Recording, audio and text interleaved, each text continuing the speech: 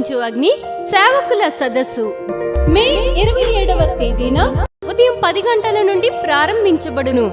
ముఖ్య ప్రసంగికులు doctor Thomas గారు, దహించు అగ్ని మినిస్ట్రీస్ రాజమహేంద్రవరం. స్థలం new Jerusalem Baptist church, circuit house, life line hospital road, Warangal. మరిన్ని వివరాలకు 9494940072 మరియు 73. ఇది కుటుంబ ఆశీర్వాద కూడిక. ఇక్కడ మేము మా కుటుంబాలను కట్టుకున్నాం. మరి మీరు? అయితే ప్రతి శుక్రవారం రాజమహేంద్రవరంలో జరిగే ఈ కుటుంబ ఆశీర్వాద కూడికలో పాల్గొనండి. ఈ కూడిక జరుగు స్థలం దహించు అగ్ని ఆడిటోరియం, నటరాజ్ థియేటర్, రాజమహేంద్రవరం. సికింద్రాబాద్ లో దహించు అగ్ని అద్భుత అసాధారణ కూడిక ప్రతి శనివారం సాయంత్రం 5 గంటల నుండి ప్రారంభించబడును. స్థలం SPG church ground, alpha hotel వెనుక, సికింద్రాబాద్. మరిన్ని వివరాలకు 9494940074 మరియు 75.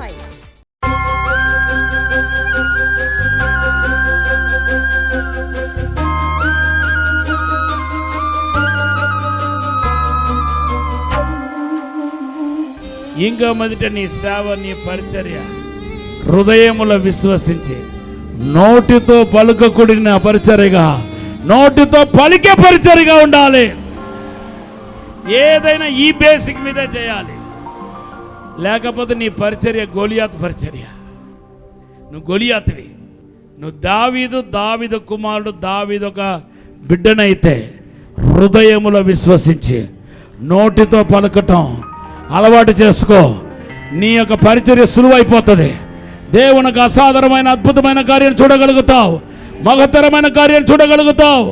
దేవునికి మహిమ తెచ్చేవాడుగా ఈ భూమిలో అద్భుతంగా నీ పరుగును తుదముట్టించగలుగుతావు. నా హృదయంలో విశ్వసించడం, హృదయంలో విశ్వసించాలి. So far you have many failures because without faith you prayed, without faith you confession. So there are so many failures. Though you confessed, nothing happened. నువ్వు నోటితో పలికావు, ఇన్ క్రైస్ట్ ట్రూత్ గురించి మాట్లాడావు, చెప్పావు, క్రీస్తులో నేను అని పలికావు, మాట్లాడావు, వాక్యం చెప్పావు, వాగ్దానాలు ఎత్తిపెట్టావు, తర్వాత ప్రార్థన చేసావు, భక్తి చేసావు, ఏది పని చేయలేదో. ఎందుకంటే అసలైనది ఇక్కడ ఉండిపోయింది.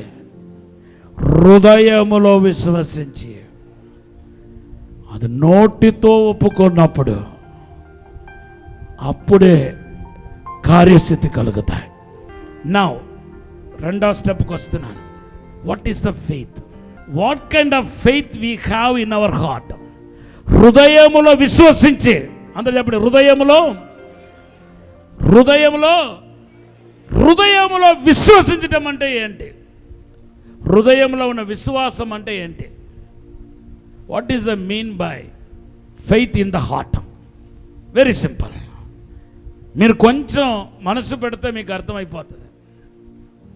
If you know the meaning of what is the faith, it is easy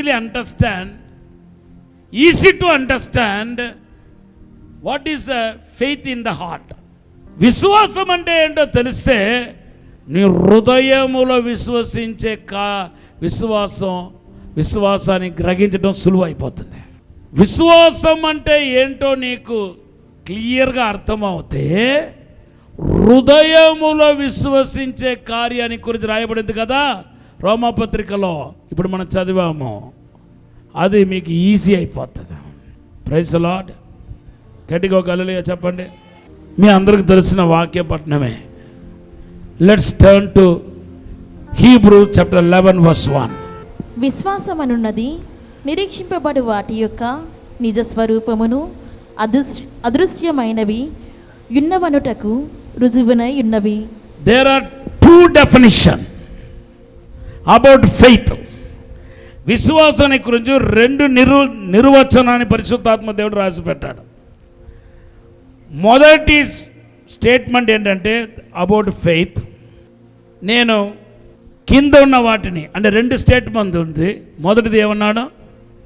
విశ్వాసం అనేది నిరీక్షింపబడు వాటి యొక్క నిరీక్షించబడిన వాటి యొక్క నిజ స్వరూపము. నిజ స్వరూపం ఒకటే. నంబర్ 1, నిరీక్షించబడిన వాటి యొక్క నిజ స్వరూపం. నంబర్ 2 ఏంటంటే అదృశ్యమైనవి ఉన్నవి అనుటకు రుచునై ఉన్నది. అదృశ్యమైనవి. నేను ఈ 2 పార్ట్ ఉంది విశ్వాసంలో. నేను ఈ సెకండ్ పార్ట్ నేను ముందు తీసుకొస్తున్నాను. 2వ స్టేట్మెంట్ ముందు తీసుకుని వస్తాను. అదృశ్యమైనవి అందరూ చెప్పండి. ఉన్నవి అన్నట్టుకు రుచువు విశ్వాసం. గట్టిగా హల్లెలూయా చెప్పండి. నా ఎగ్జాంపుల్ మీకు చెప్తాను. నాకు దేవుడు, నేను ఇప్పుడు ఏమంటున్నా అంటే ఒక పెద్ద రాజమందిరంలో కట్టబోతున్నాను. I'm going to build a big church. It will accommodate more than 5,000 people. 5,000 మంది పైగా అకామిడేట్ చేయగలిగిన, కూర్చొని ఆరాధన, ఫ్రీగా ఆరాధన చేయగలిగిన ఒక పెద్ద అందమైన సౌందర్యమైన మందిరం కట్టబోతున్నాను. అది 10 కోట్లు అవుతుందో 15 కోట్లు అవుతుందో దేవుడికే తెలుసు. ఇంకా కానీ మందిరం మాత్రం కట్టబోతున్నాను అని నేను చెప్తా ఉన్నాను. దీనికి రుచి అంటే what is the proof? Without faith in the heart, if I confession, it will be good to hear. నేను హృదయంలో విశ్వసించకుండా నేను గనక ఇది మాట్లాడుతూ ఉంటాను, ఇలా చెప్తా ఉంటానంటే మీరు వినే వాళ్ళందరికీ భావోద్రేకాన్ని కలగజేస్తే కానీ అది ఎప్పటికీ జరగదు. ప్రభు రాకడ వచ్చేదాకా ఇలాగే చెప్పకుండా కూర్చుంటాను. నేను ఇలాగే చెప్తా ఉంటాను, మీరు ఇలాగే వింటూ ఉంటారు. ఎప్పటికీ మన కార్యస్థితి కలిగినట్టుగా మనం చూడలేము. కానీ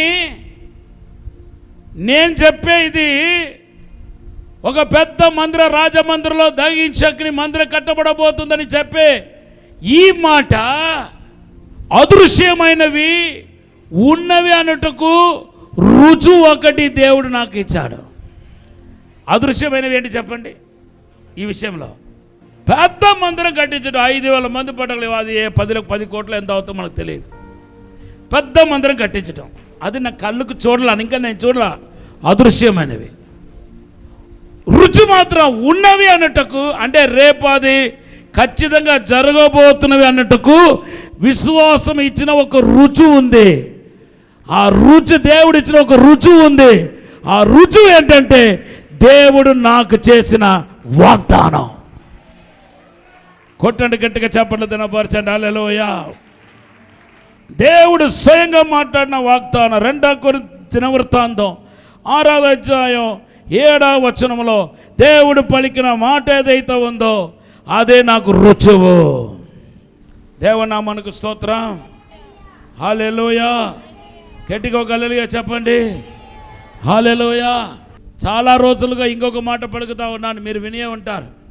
నేను ప్రభుతో చెప్పాను, ప్రభు ఒక చిన్న స్థలం కొనుక్కున్నాం, కానీ అంత స్థలం కొనడానికి నానా ఇబ్బందులు పడ్డాం. దేవుడు తన చేయబోతున్న కార్యానికి వాగ్దాన రూపంలోనో, ప్రవచన రూపంలోనో, దర్శనాల రూపంలోనో, కళల రూపంలోనో, లేకపోతే వచన వాక్య రూపంలోనో నీతో ఎగ్జాక్ట్గా మాట్లాడి ఉంటే అది ప్రూఫ్ అన్నమాట. అదృశ్యమైనవి రేపు ఉన్నవి అన్నట్టుకు రుచువా. కొట్టండి గట్టిగా, చెప్పండి, దినపరచండి. హల్లెలూయా. ఎంతమందికి అర్థమైంది?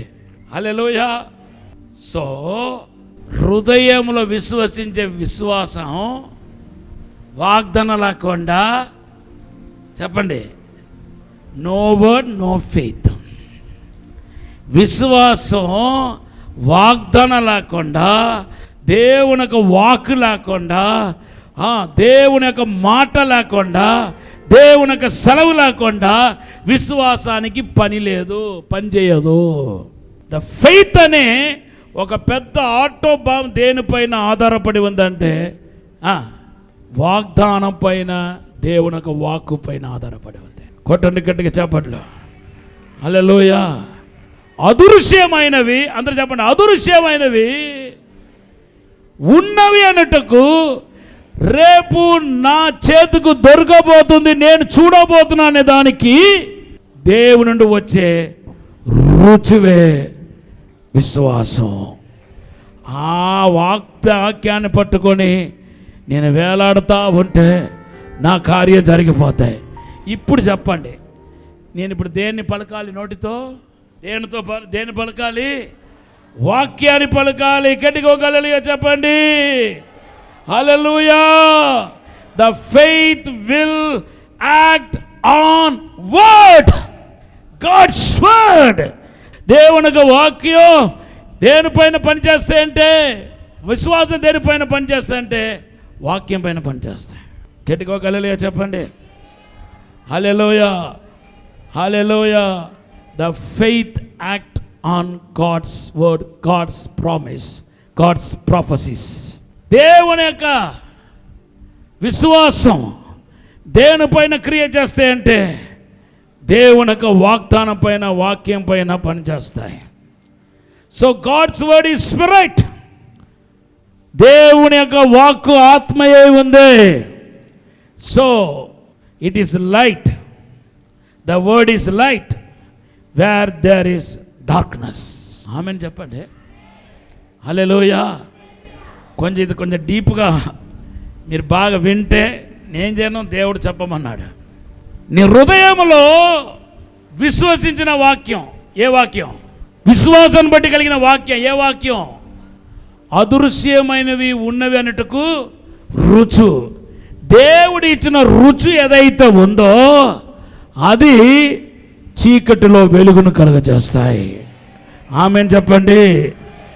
It is a medicine where there is sickness. The word is a medicine where there is a sickness.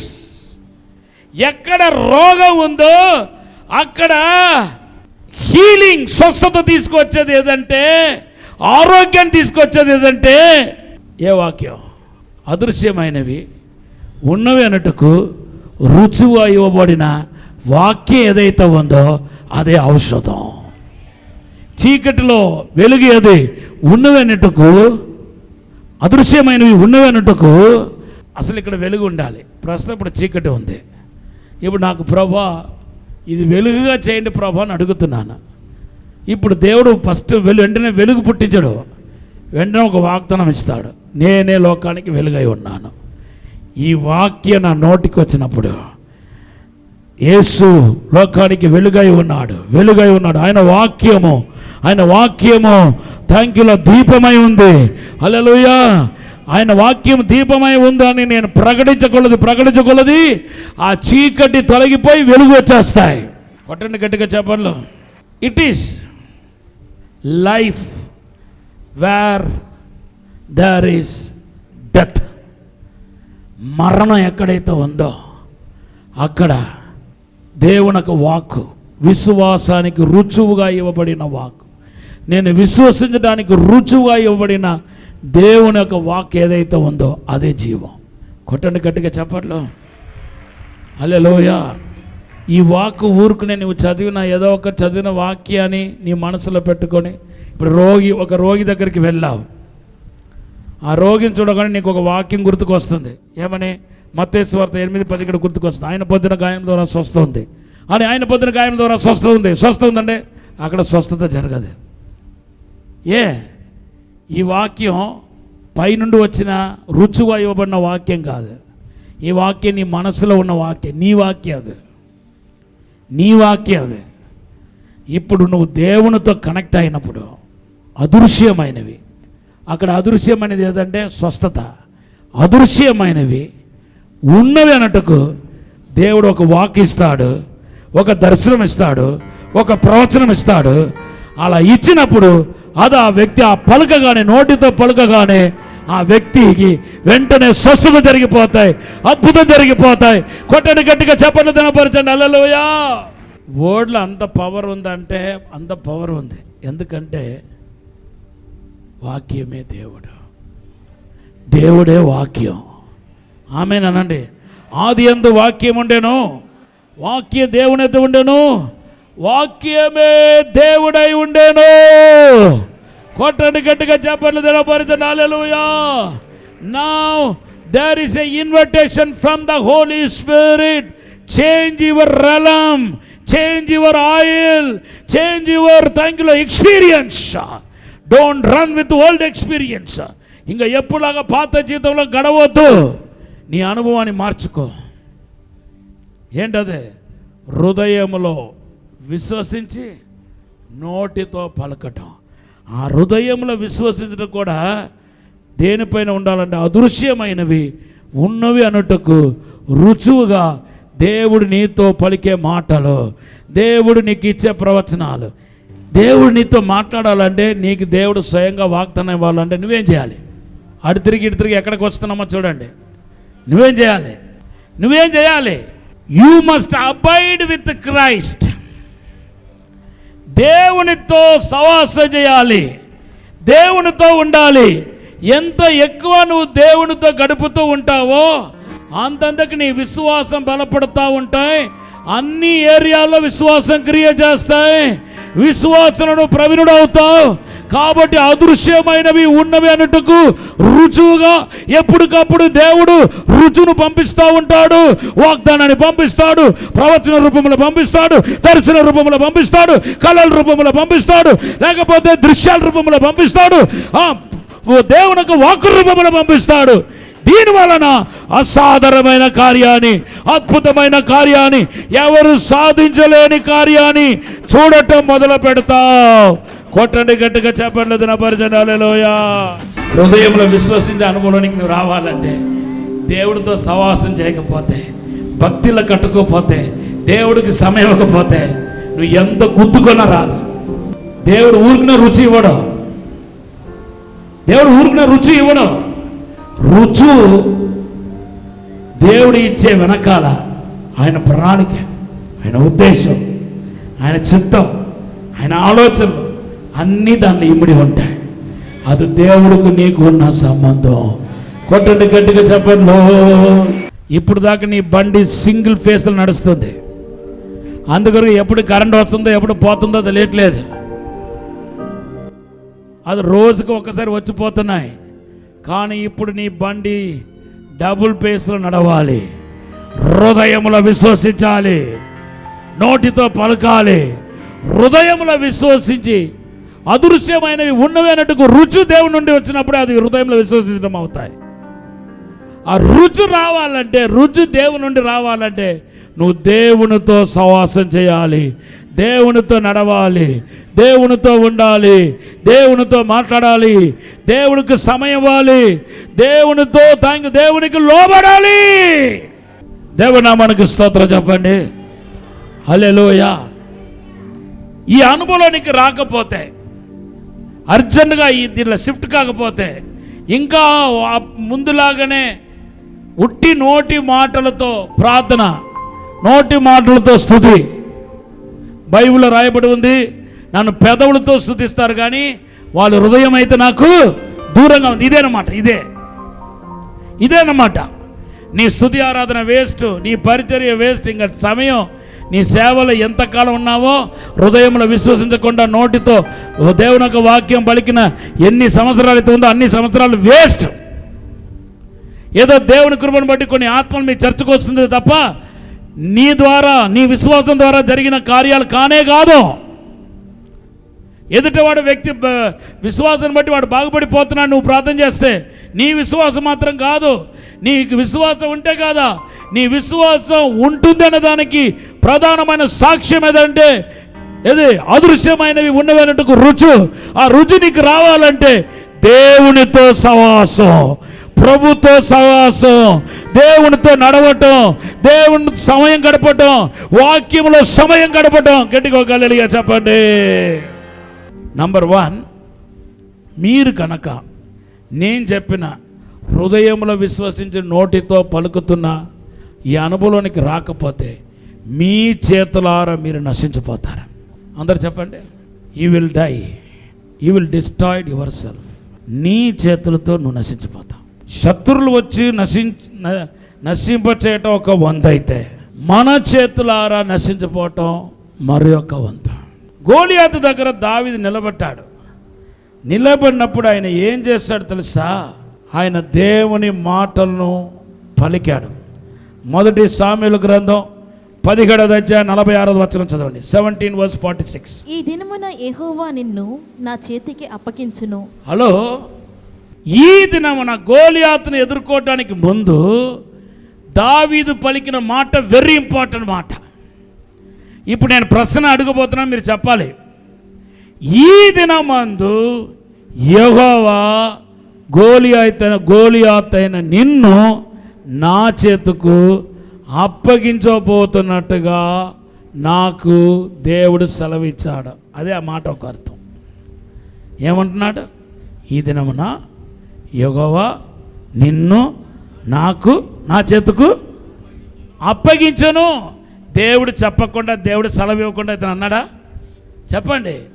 So ఎక్కడో ఆయన ఈ విషయాలు విన్న తర్వాత ప్రార్థన చేస్తున్నాడు. ప్రార్థన చేసుకొని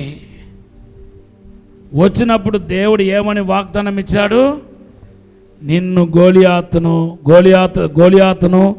నీ చేతకు అప్పగించబోతున్నానని చెప్పాడు.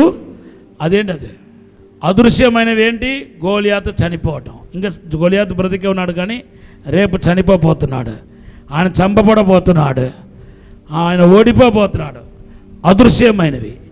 ఉన్నవి అంటే అది ఖచ్చితంగా జరగబోతుంది అనే దానికి రుజువు ఏంటంటే దావీదు పలికిన మాట ఏదైతే ఉందో, నిన్ను నా దేవుడు నా చేతుకు అప్పగించబోతున్నాడని ఆయన నాకు సెలవిచ్చాడు.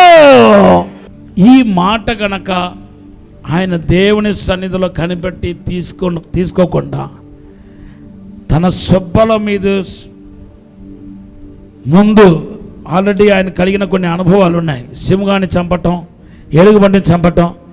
కేవలం ఆ అనుభవం మీద కనుక వచ్చి ఉంటే కనుక ఇప్పుడు గోలియాతు చేతిలో దావీదు పచ్చడి అయిపోయి ఉండేవాడు. ఆ పచ్చడి అయిపోవటానికి గల కారణం గోలియాతా దావీదా? ఒకవేళ ఈ పద్ధతి ప్రకారం యెహోవా సన్నిధిలో కనిపెట్టి అదృశ్యమైనవి అనగా రేపు గోలియాతు ఒక జీవితం సమాప్తం చేయబడబోతుంది అని అదృశ్యమైన కార్యాన్ని ఉన్నవి అన్నట్టుకు జరగబోతున్న దానికి రుజువు లేకుండా, దేవుడి నుండి వాక్కు తీసుకొని రాకుండా వచ్చి ఉంటే కనుక ఖచ్చితంగా దావీదు గోలియాతు చేతిలో నాశనమైపోయేవాడు.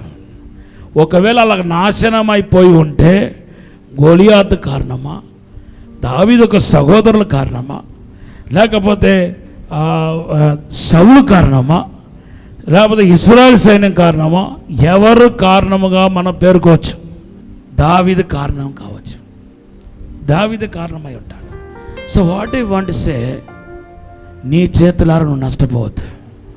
నువ్వు ఎప్పుడు నీ చేతులారా నువ్వు నశించిపోతావు తెలుసా? ఎప్పుడు? దేవుని దగ్గర నువ్వు సమయం గడపకుండా, సరి అయిన సమయం గడపకుండా, ఆయన దగ్గర ఉండి ప్రతి దానికి వాక్కు తీసుకోకుండా, ఆయన చిత్తం తెలుసుకోకుండా, ఆయన ఉద్దేశంతో ఈవెన్ ఆయన చిత్తం తెలుసుకుంటే, ఆయన చిత్తాన్ని బయలుపరిస్తే అది కూడా ఏంటి? రేపు అమెరికా వెళ్ళు అని అదే నా చిత్తం అని దేవుడు చెప్పాడంటే అది కూడా చెప్పండి దేవుడి నుండి వచ్చే రుచు. గట్టిగా ఒక హల్లెలూయా చెప్పండి. దేవుని చిత్తం ఆయన రుచును తెలియపరుస్తాయి. దేవుని యొక్క ప్రణాళికైన రుచును తెలియపరుస్తాయి. ప్రవచన ఆయన రుచును తెలియపరుస్తాయి. వాగ్దానం ఆయన రుచును తెలియపరుస్తాయి. ఆయన వాక్కు రుచును తెలియపరుస్తాయి. కొట్టండి గట్టిగా చెప్పండి. దర్శనాలు, కళలు, నీ లోపల ఉన్న ప్రేరేపణ, పలికే మాటలు, హల్లెలూయా, ఇవన్నీ నీకు రుచులే. గట్టిగా హల్లెలూయా చెప్పండి.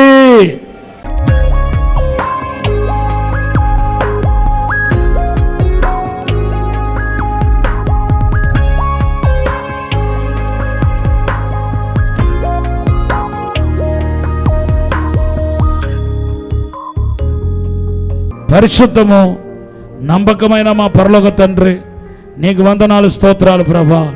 మమ్మల్ని క్షమించండి, మన్నించండి, పరిశుద్ధపరచండి ప్రభా. విశ్వాసముతో బలపరచబట్టుకు సహాయం చేయండి. కృప వెంబడి కృపలోనికి నడిపించండి ప్రభా, అభిషేకంలోనికి నడిపించండి ప్రభా. మీరే దీవించి బలపరచమని, అద్భుతం జరిగించమని, ముట్టుమని, విశ్వాస వీరులుగా చేయమని ఆశ్రయించమని యేసు నామములో అడిగి వేడుకుంటున్నాము తండ్రి, ఆమేన్. ఆమేన్. కూర్చోండి. వరంగల్లో దహించు అగ్ని సేవకుల సదస్సు మే 27వ తేదీన ఉదయం 10 గంటల నుండి ప్రారంభించబడును. ముఖ్య ప్రసంగికులు డాక్టర్ థామస్ గారు, దహించు అగ్ని మినిస్ట్రీస్ రాజమహేంద్రవరం. స్థలం new Jerusalem Baptist church, circuit house, life line hospital road, Warangal. మరిన్ని వివరాలకు 9494940072 మరియు 73. ఇది కుటుంబ ఆశీర్వాద కూడిక. ఇక్కడ మేము మా కుటుంబాలను కట్టుకున్నాం. మరి మీరు? అయితే ప్రతి శుక్రవారం రాజమహేంద్రవరంలో జరిగే ఈ కుటుంబ ఆశీర్వాద కూడికలో పాల్గొనండి. ఈ కూడిక జరుగు స్థలం దహించు అగ్ని ఆడిటోరియం, నటరాజ్ థియేటర్, రాజమహేంద్రవరం. సికింద్రాబాద్ లో దహించు అగ్ని అద్భుత అసాధారణ కూడిక ప్రతి శనివారం సాయంత్రం 5 గంటల నుండి ప్రారంభించబడును. స్థలం SPG church ground, alpha hotel వెనుక, సికింద్రాబాద్. మరిన్ని వివరాలకు 9494940074 మరియు 75. రాజమహేంద్రవరంలో దహించు అగ్ని అభిషేక ఆదివారపు ఆరాధన ఇప్పుడు ప్రతి ఆదివారం ఉదయం 9:30 నుండి ప్రారంభించబడును. తప్పక పాలు పొందండి, దైవిక ఆశీర్వాదం పొందండి. స్థలం దహించు అగ్ని ఆడిటోరియం, నటరాజ్ థియేటర్, రాజమహేంద్రవరం. మీ ప్రార్థన అవసరతలకు 9494940072 మరియు 73. ఈ టీవీ కార్యక్రమాన్ని చూసి ఆశీర్వదించబడినట్లయితే దహించు అగ్ని టీవీ పరిచర్యకు మరియు బ్లెస్సింగ్ ల్యాండ్ కు సహకరించండి. దహించు అగ్ని trust current account number 357222444370, State Bank of India main branch, Rajamahendravaram. My address doctor Thomas, దహించు అగ్ని మినిస్ట్రీస్, తుమ్మలోవా, రాజమహేంద్రవరం.